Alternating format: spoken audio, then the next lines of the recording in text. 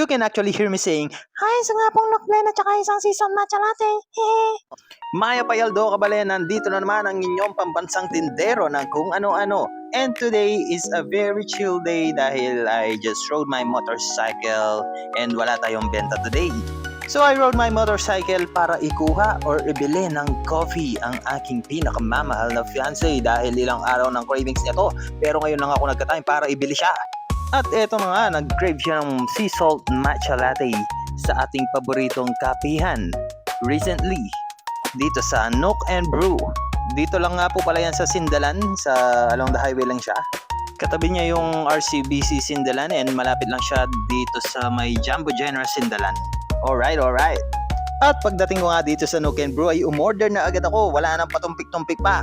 You can actually hear me saying, "Hi, isa nga pong Noklen at saka isang seasoned matcha latte." Hehe. At dahil paborito nga pala ng aking fiancé yung matcha, wala nang isip-isip pa. Yun na agad ang in-order ko para sa kanya. At ito na nga, nakuha ko na ang ating order. Isang Nook blend at isang sea salt matcha latte. Wapak!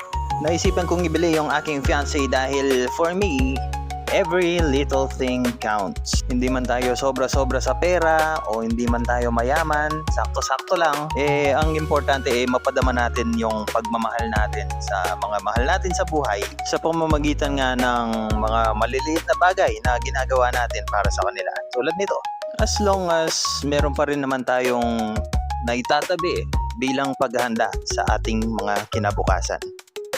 Justin Messina from Amore House of Delight signing off, and hanggang sa muli nating kabalbalan.